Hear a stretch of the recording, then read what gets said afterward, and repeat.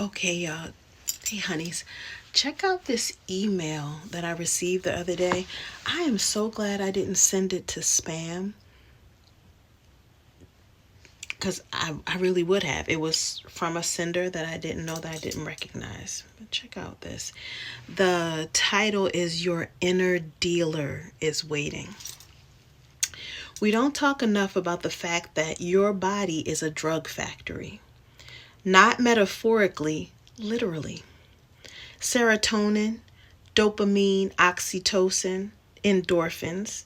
Your body knows how to make them all. It always has. But here's the twist. The factory is responsive. It adapts to what you feed it, what you expect, what you tolerate, what you postpone.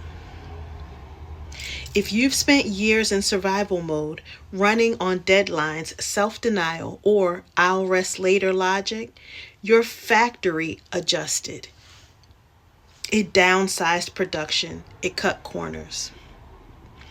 It stopped stocking the chemicals associated with deep satisfaction. I'm going to read that again. It stopped stocking the chemicals associated with deep satisfaction. Not because you're broken, because you're brilliant. Because the body always adapts to the emotional economy you live in. I Awake, Book 2, The Cost of Abandonment, is a biochemical reckoning. It asks, what happens to your inner world when no one meets your needs? Not even you. What happens to your neurochemistry when connection is inconsistent? What happens to pleasure when care is conditional? And maybe even more importantly, what begins to change when you start listening to the signals your body stopped expecting anyone to hear? This isn't self-help fluff. This is science, soul, and symbolic rewiring. It's shadow work through the lens of chemistry. It's nervous system literacy that doesn't come with shame. It's the opposite of just push through, because neglect doesn't just make you tired. It recalibrates your thresholds for joy, for rest, for intimacy. The invisible framework laid the ground. It named the adaptations. It showed you the architecture.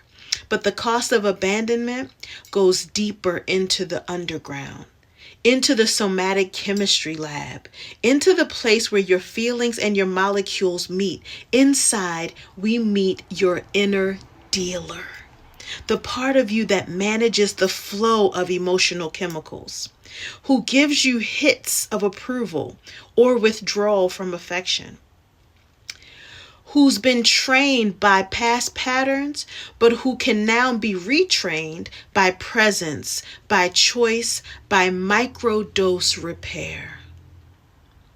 This is a book about neurochemical literacy, yes, but it's also about emotional justice. What would happen if your body stopped expecting scraps? What might shift if your inner chemistry started believing pleasure was not only possible but safe? We begin there.